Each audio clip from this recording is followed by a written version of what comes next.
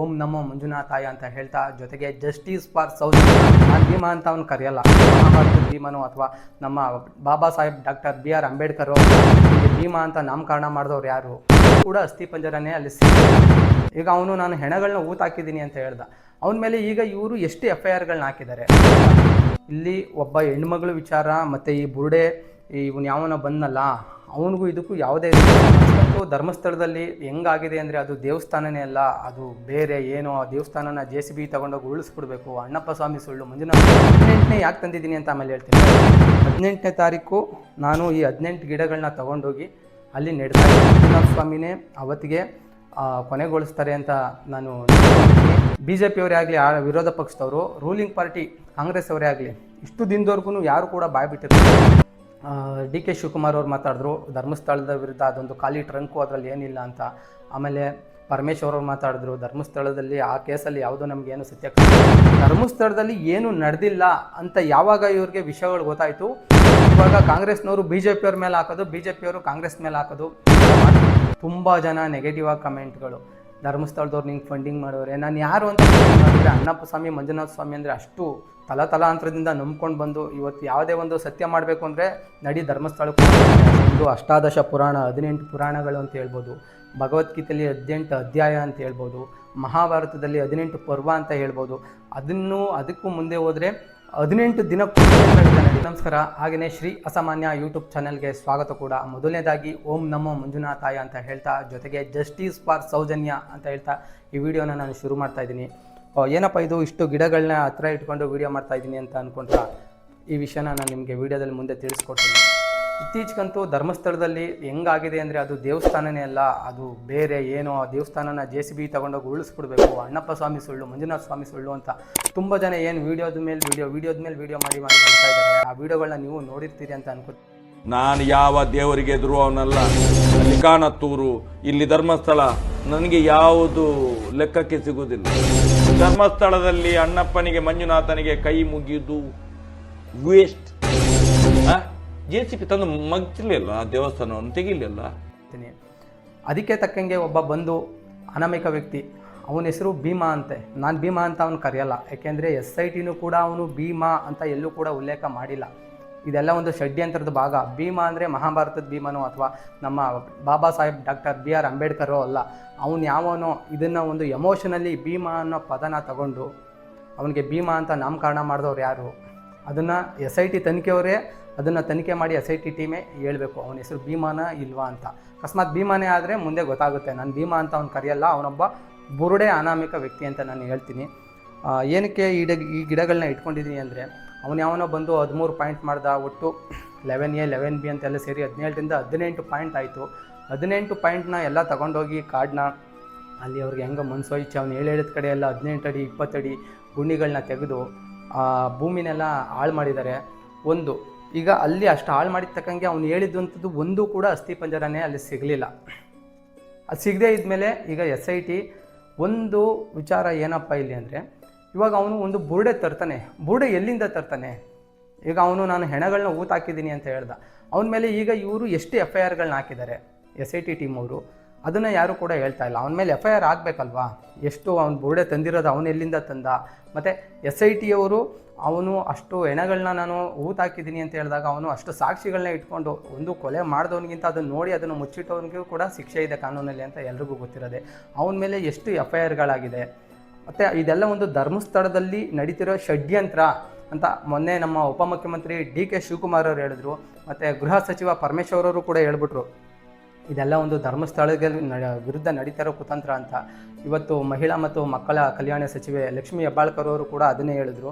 ಇದೆಲ್ಲ ನೋಡಿದ್ರೆ clear picture ನಮಗೆ ಕಣ್ಣೆದುರುಗಡೆನೆ ಕಾಣುತ್ತೆ. ಇದು ಧರ್ಮಸ್ಥಳದ ವಿರುದ್ಧವಾಗಿ ಒಂದು ನಡೀತಿರುವಂಥ ಷಡ್ಯಂತ್ರ.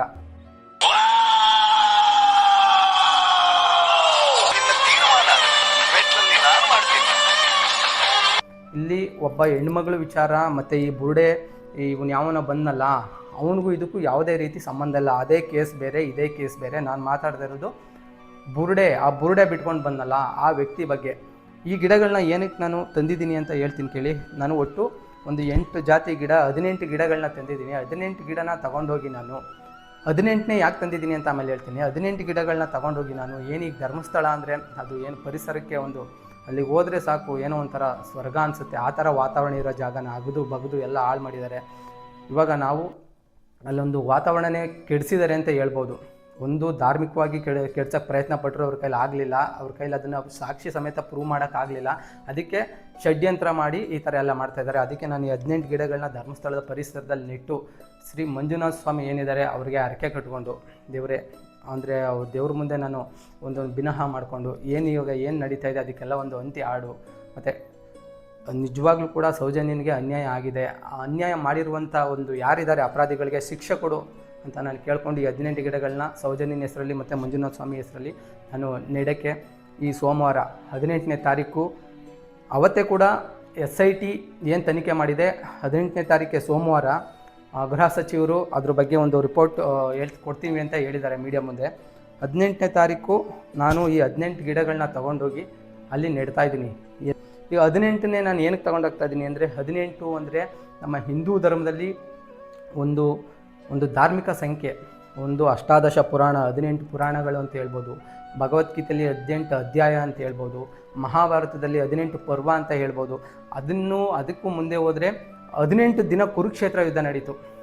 ಇದರಲ್ಲಿ ನಾವು ಏನು ಅರ್ಥ ಮಾಡ್ಕೋಬೇಕು ಅಂದರೆ ಈಗ ಇಷ್ಟು ದಿನ ಏನು ಇವರು 18 ಗುಂಡಿಗಳನ್ನ ತೆಗೆದು 18ನೇ ತಾರೀಕೆ ರಿಪೋರ್ಟ್ ಬರ್ತಾ ಇದೆ, ಅದೇ ಥರ 18 ದಿನ ಏನು ಯುದ್ಧ ಮಾಡಿ 18ನೇ ದಿನಕ್ಕೆ ಒಂದು ಧರ್ಮ ಗೆಲ್ತೋ ಆ ರೀತಿ ಏನು ಈ ಷಡ್ಯಂತ್ರ ಎಲ್ಲ ಇತ್ತು ಅದನ್ನು ಶ್ರೀ ಮಂಜುನಾಥ ಸ್ವಾಮಿನೇ ಅವತ್ತಿಗೆ ಕೊನೆಗೊಳಿಸ್ತಾರೆ ಅಂತ ನಾನು ನಂಬ್ಕೊಂಡಿದ್ದೀನಿ. ಅದು BJP ಅವರೇ ಆಗಲಿ, ವಿರೋಧ ಪಕ್ಷದವರು, ರೂಲಿಂಗ್ ಪಾರ್ಟಿ ಕಾಂಗ್ರೆಸ್ ಅವರೇ ಆಗಲಿ, ಇಷ್ಟು ದಿನದವರೆಗೂ ಯಾರು ಕೂಡ ಬಾಯ್ ಬಿಟ್ಟಿರಲಿಲ್ಲ.